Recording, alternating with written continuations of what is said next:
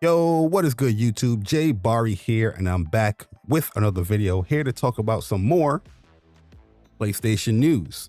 So I'm just casually working, and I decided to take a break from work, and I was just like, let me just scroll the news. So, I'm looking at a PlayStation blog, looking at certain websites that I normally would check out, and then I came across Push Square, where Push Square I saw an article stating it was saying Sucker Punch would love an infamous trilogy on PlayStation 5. So I was like, whoa, what?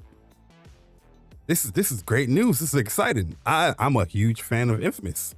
I love Infamous 1, love Infamous 2, love Infamous Second Son. So I'm like, this is cool. Let me see what's going on over here. Shout out to Sammy Barker. Let me see what's going on, Sammy Barker. Right? So it says Sucker Punch wants to bring an updated version of Infamous to the PlayStation 5. An interview with Game Informer. So I guess they have a Game Informer interview that's going out, which is normal. Ghost of Yote is coming out. They're gonna be talking about that stuff. So I'm like, all right, cool. Upcoming exclusive Ghost of Yote. Directive Nate Fox. If you know on this channel, you already know I'm a big fan of Nate Fox. I'm a big fan of Sucker Punch. Admitted that he wants to see the Seattle studio back catalog brought forward to Sony's new gen console. He said, I would love to work on more Infamous. I would love to see a trilogy re-release, but Sucker Punch is a one game at a time shop, and right now we're very focused on finishing Ghost of Yote. So, as I'm reading that, I'm like, okay, at least they're acknowledging the fact that they would love to do a re-release of these games, beloved games within the PlayStation community. People have their opinions here and there, but me personally, I love the Infamous series, right?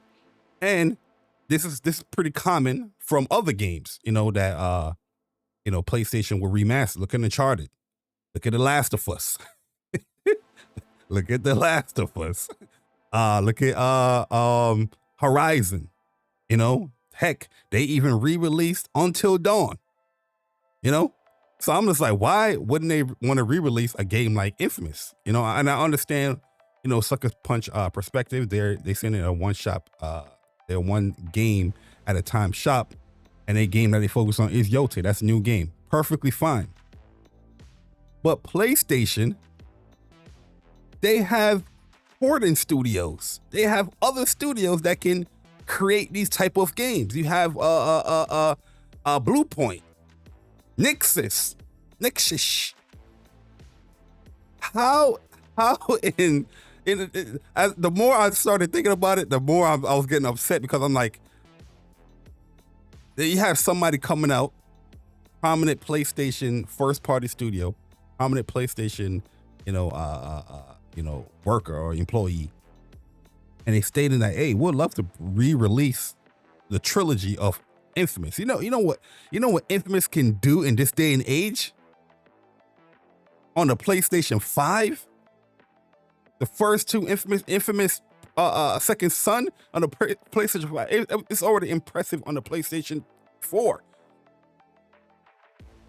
And then I'm just thinking, like, why wouldn't they get a re-release for these games? And then I started thinking, like, it popped to my mind. It was like, you got Nixxes out here using development time to port games on other platforms outside of PlayStation, but not on PlayStation. They doing the whole PC thing. Okay, you're doing a PC thing. You need a studio to do that. That's what they, that's their expertise, right? That's what they're expert in. But it's shocking to me that you don't have these type of games on the PlayStation 5 as well, re-releasing, when you have these studios there that are known to do these remasters and things like that, or getting a third-party developer to do it. But now you have first-party studios creating games outside of PlayStation.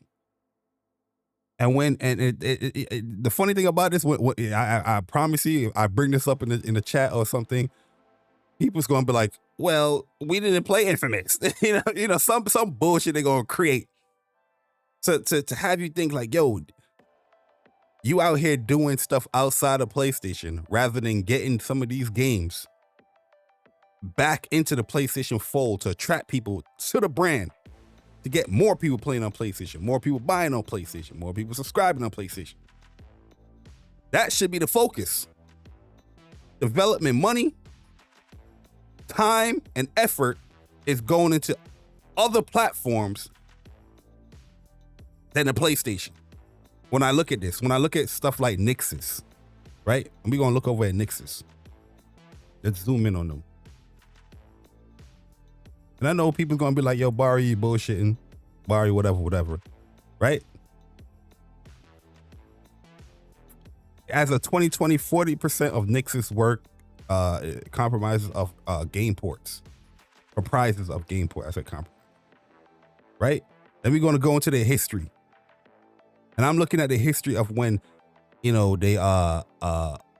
was in the PlayStation 4. They helped with Killzone Shadowfall. Rise of Tomb Raider, that's the PC ports. Look at all these PC ports that they've been doing. Marvel Spider-Man, these are games that you help porting, right? Understandably. But you also helping with the Horizon Zero Dawn Remastered on PlayStation 5 and on Windows. So like look, Helldivers 2 Xbox. Last Part 1 Windows. Spider-Man, Last Part 2 Windows. How is it that you have a PlayStation first-party studio? Understandably, I don't know how big Sucker Punch is. Understandably, yeah, they're working on Ghost of Yotei. That's the game that they're focusing on. Cool. But you're going out of your way to purchase these studios to help port on other platforms rather than your own.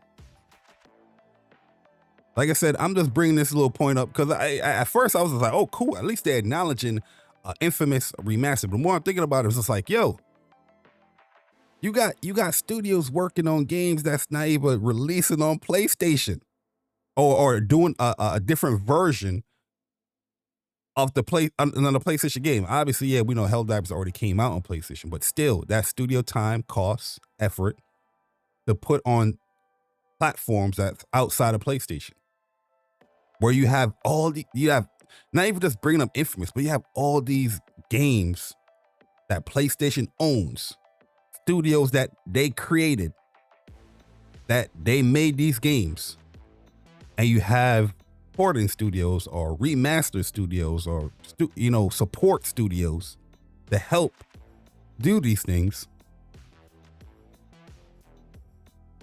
But some of that effort is going to games outside or development costs and time outside of the PlayStation console. Because at the end of the day, as much as I'm excited for Ghost of Yotei, I can say it's my most anticipated game for this year. I would love to see an Infamous, remaster. I would love to see these games be on the PlayStation 5. That's like any other big first-party game that they've been doing. You know what I'm saying? Infamous can't get that treatment. Now it takes Sucker Punch to they have to do that, while you have these other studios to help do that. Get what I'm trying to paint here? Listen, man, like I said yesterday in my stream, PlayStation got to step it up. PlayStation got to step it up. Now that you put your games on these other platforms, I'm looking deep down on the platform you own, and you got to sweeten that pot. You got to sweeten that pot, man. There's no way games like Infamous on PS3 and PlayStation 4 doesn't have a re-release now on the PlayStation 5 when you've been re-releasing almost every goddamn game. You know what I'm saying? What the hell's going on? But y'all let me know y'all thoughts in the comment section below. Do you agree with me what I'm saying? Do you understand what I'm saying? Do you think I'm just talking out my ass? Let me know in the comment section below. Hopefully you understand what I'm saying. so we can have a proper discussion going on. But let me know your thoughts in the comment section below. It's your boy Jay Bari. I'm gone. Deuces.